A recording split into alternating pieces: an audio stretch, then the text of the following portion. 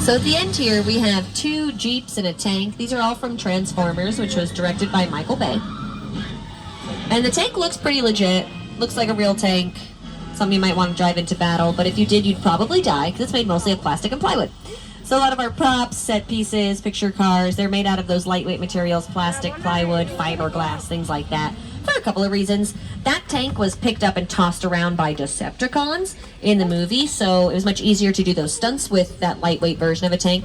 And so a lot of our picture cars will be made out of those lightweight materials for stunt purposes. And then a lot of the time, too, we'll only use a prop or a set piece or a picture car even once or twice, and then we don't really use them again, so we don't want to spend too much money on fabricating them, and it's much cheaper to make them out of lightweight materials.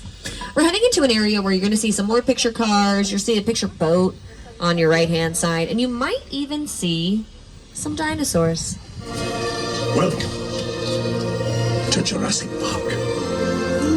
Yes, we're in the Jurassic Park section of the back lot. That picture boat that you saw on the right-hand side, that's from Jurassic Park 3. This picture car that's camouflaged, this 2-piece guy here, that's from Lost World Jurassic Park, which was the second movie of the whole franchise. It starred Vince Vaughn, Julianne Moore, and Jeff Goldblum. And just like the tank from Transformers, that's made mostly of plastic and plywood. You could probably see, oh my goodness, there's those dinosaurs. What they're spitting on you is just acid. You guys will be fine, not even a big deal. Just might want to wipe it off. So I was talking about that mobile lab unit before we were so rudely interrupted by those dinosaurs.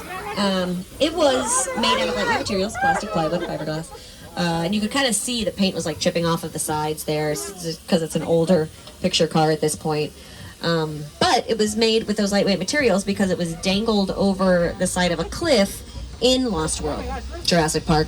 So, again, just like the tank from Transformers, much easier to do stunts like that with a lightweight version. So you've heard me talk about how we build our own sets, you know, we build our own worlds inside of sound stages here. We make our own picture cars, you know, Steven Spielberg had his own dinosaurs made for Jurassic Park. So there's no reason why we wouldn't follow suit and just make our own weather effects for the movies as well. We usually get sunshine days like this basically all year, so even if it did rain here, we're not going to be able to control the rain, right? Stop it when we want to stop it, start it when we want to start it. So we're going to give you a demonstration of how we make a thunderstorm for the movies right here in Old Mexico. We're setting the scene for you. Got a little bit of thunder, a little bit of lightning, right? Those are just speakers and strobe lights creating the ambiance of the thunderstorm. And then we just need the rain. Guys, can you cue? Oh, step ahead of me. Thank you. So our rain is super simple, just as simple as the strobe lights and the speakers. It's an overhead sprinkler system that would normally be used to put out fire. We take the sprinkler heads, we turn them upside down, put them on top of poles. The water gets shot into the air, and then when it falls back down, it gives it the appearance of rain that you see here. If we have any future filmmakers on board, you could very easily do this effect at home if you wanted to with a sprinkler system. Maybe just do it outside so your parents don't get mad. Or if you're an adult, do it wherever you want, you're an adult. But if you're an adult living with your parents, do it outside, right? So they don't get mad. Their house, their rules. Uh-oh. Okay, we got a bit of a flash flood situation here. This happens sometimes. Don't panic. Just know that you might get a little wet. Especially if you're in the front car wearing a gray hat. Whoops. She goes, wait a second. I'm wearing a gray hat. Oh yeah, that third car gets it pretty good now too. Sorry, third car. Good thing it's a warm day. So that flash flood was used in Big Fat Liar with Paul Giamatti, Amanda Bynes, and Frankie Muniz. If you look at your screens, you'll see the scene it was used for.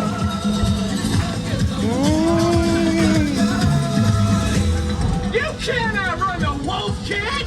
You know, we'll see about that.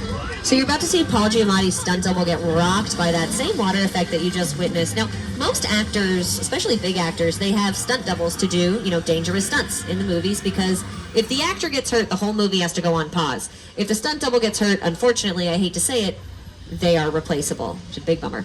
But they don't get enough credit, those stunt guys. They put their lives at risk every day. Now, speaking of stunt doubles, Brad Pitt played Leonardo Dicaprio's stunt double in a movie called Once Upon a Time in Hollywood, which was created by and directed by Quentin Tarantino.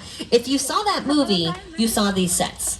These sets were very heavily featured in Once Upon a Time in Hollywood. Also starred Margot Robbie. She just didn't have any scenes here, so we didn't really get to see her. But they filmed here for like months one summer, about 3 or so summers ago.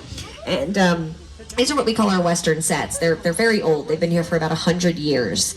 So when we first started making movies, Westerns were our bread and butter, right? We would make Western after Western. These sets were used a ton. Then Westerns kind of faded out of existence, and we didn't really use these sets a lot. But then Quentin Tarantino decided to use them, and Call of the Wild as well decided to use them. So a little bit of a renaissance. And there was something filming, I don't think I can talk about what it was, but something was filming on the Western sets just a few days ago. We have sometimes we have what we call NDAs, or non-disclosure agreements, meaning things that are filming on the back lot we're not allowed to talk about, and if we do, we can get fired. So we have to be really careful about what we say. So, and I don't know if I'm allowed to talk about it or not. Just know that a lot of things have been filming in those sets. On the left-hand side, you can see some trees. Behind those trees is a body of water. Behind that body of water are some sound stages. The sound stages have been used for television shows like Sunnyside with Cal Penn, Making It with Nick Offerman and Amy Poehler, movies like Jordan Peele's movie Us, filmed in there. The body of water, it's obviously like just a little man-made pond that you can see right there, but we've even used that body of water to portray the open ocean in movies like Gilligan's Island the movie.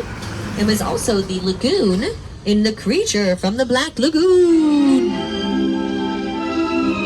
And that was released back in the 50s, so that water has been there for a long time. There's creatures swimming around in it. The Desperate Housewives dumped a couple of dead bodies in that lake, so probably not a lake you want to go swimming in, but a pretty one to look at nonetheless. So The Creature from the Black Lagoon, as seen on your screens, as well as Dracula, Frankenstein, The Bride of Frankenstein, The Invisible Man, The Hunchback of Notre Dame, Phantom of the Opera. Those were all classic black and white Universal monster movies, and many of them filmed right here in what we call our European sets. These are pretty old. They're almost as old as the Western sets, and they've been used a ton over the years. That parking lot to your left, before it was a parking lot, was used in Spartacus. The street that we're on right now was Genovia in Princess Diaries 2, A Royal Engagement with Anne Hathaway. It was also Paris, France, in a Muppet movie with Miss Piggy, Kermit, and Amy Adams. The street that we didn't go up to the left, that was Tortuga in Pirates of the Caribbean with Keira Knightley and Orlando Bloom. But after all those things filmed out here, we transformed the whole area into the good place. You, Eleanor Shellstrop, are dead. Cool. This location, the afterlife, come on. I have never ever seen this. You're in the good place. I'm not supposed to be here. I can't risk going to the bad place. Okay, well, maybe it's not all that bad. Hi there. How can I help you? What is the bad place like? Well, it doesn't sound awesome.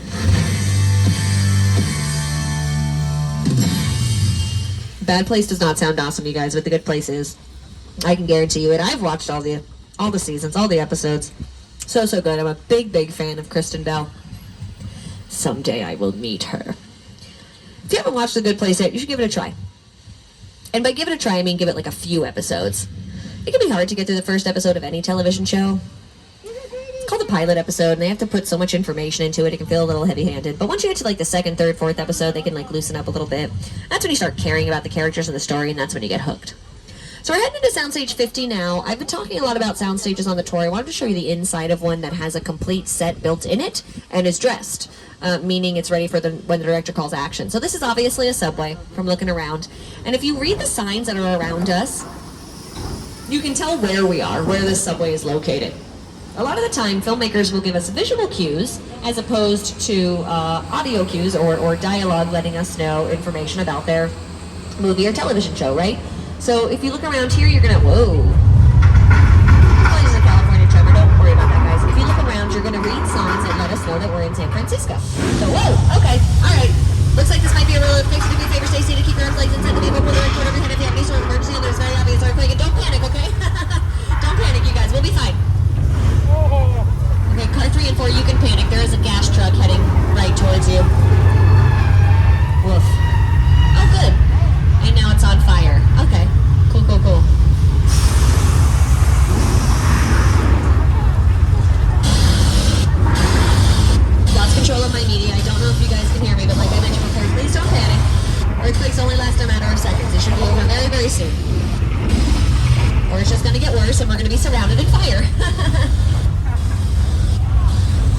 Oh my gosh, what else could go wrong? Oh great, there's a train headed straight for us. That's what could go wrong. Guys, we're all gonna die. Call your loved ones, tell them you love them. Oh. Okay, obviously I overreacted just a little bit. But at least we didn't get wet.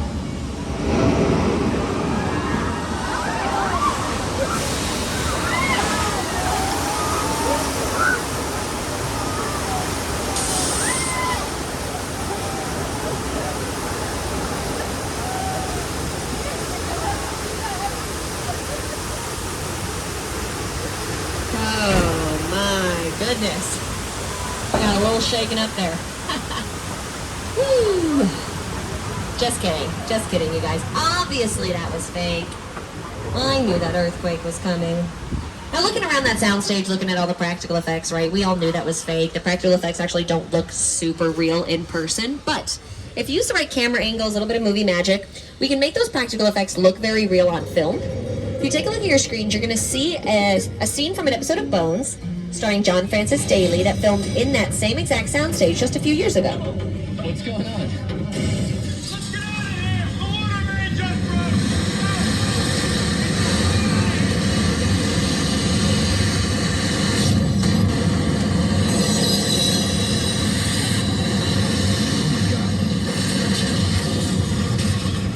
That's pretty cool, right? So much more realistic on screen. And speaking of things that look more realistic on screen, we are heading to Amity Island, that small New England town where that man-eating shark Jaws made his movie debut. And you might be worried about the shark. That's fair, because it cannot die, right? But you only really have to be worried about the shark if you're a man, because it's a man-eating shark. Everyone else, we're fine. Men, you're on your own. Figure it out. Ah, look at that. Peaceful, serene little lake. Did you guys hear that music? Never a good sign. Oh, look, there he is. See how he's swimming kind of in a circle like that?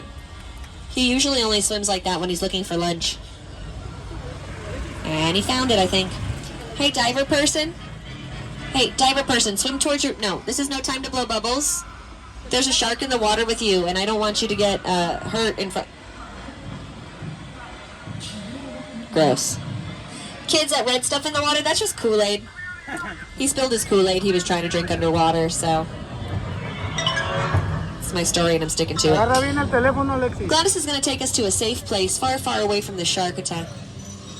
Gladys, I think we have differing opinions on what safe is. Okay. Well, Gladys loves sharks. She missed Shark Week this year, so she's going to torture us and make us watch this whole shark attack. Guys, keep an eye out for the shark. The last I saw him, he was by that yellow barrel out there in the middle of the lake. Whoa! Okay, he got a lot closer than I was expecting. Did you see him, Gladys? Do you feel better now? Okay, good. Well, Gladys is happy, and that's what's important, you guys. Oh, my goodness. All right, obviously that was a mechanical shark. Good job, Bruce. You did a good job. These people are very scared. You just can't tell because they're all wearing masks. You did great. He's an actor. They all need validation, you guys. All actors need validation. Good job, Bruce. You can go back to 1. Back to 1 means you go to the top of the scene, you film it again, try and do a better job. So he's going to go back to 1, and he's going to scare some other unsuspecting guests.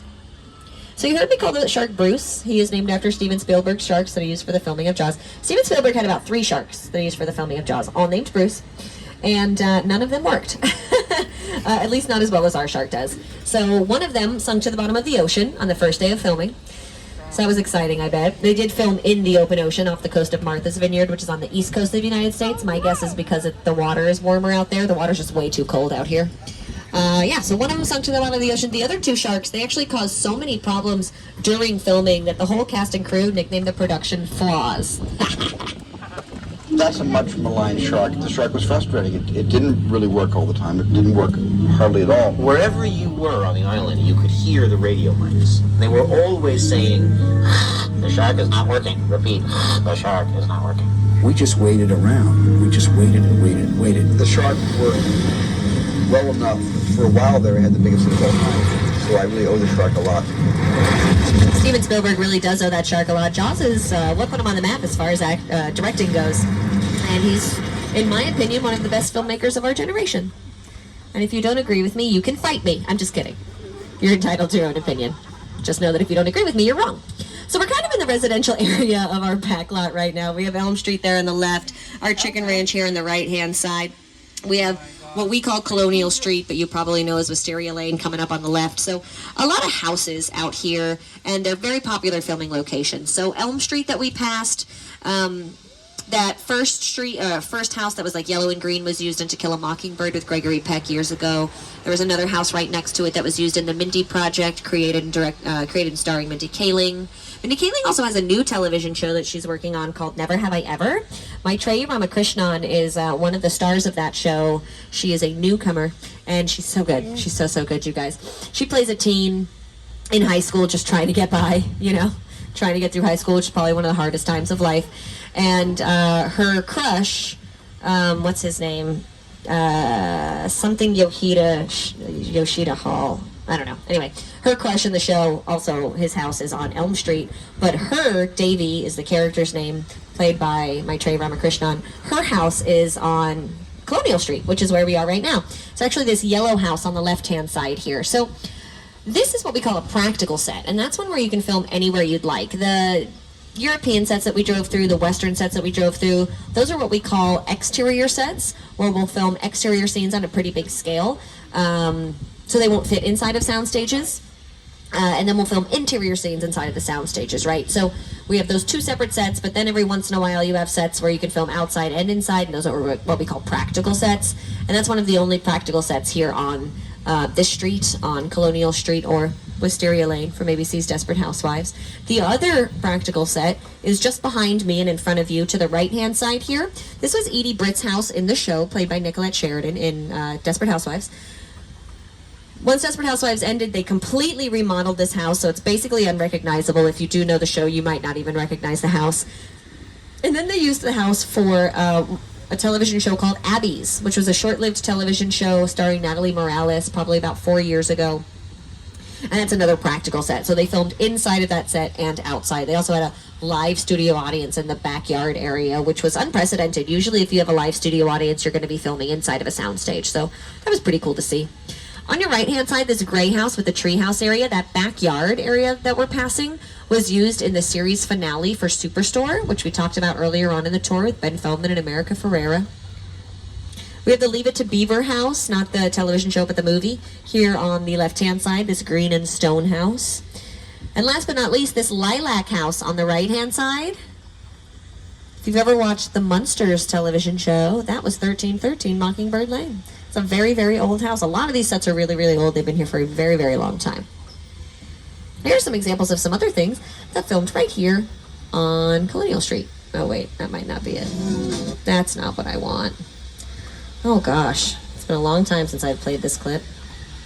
Let's try that. There we go.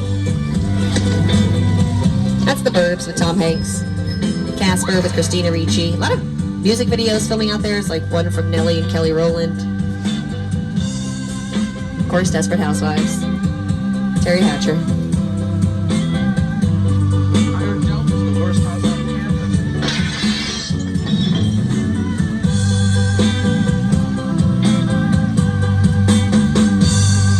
Why Him with Bryan Cranston and James Franco, also filmed on Colonial Street. Kiss, the band, was out there for that filming. Pretty cool. The area we're in right now probably doesn't look like it'd be used for filming much. There's no sound stages, no sets, but anytime we're going to film a scene that's in like a wooded area, a forest,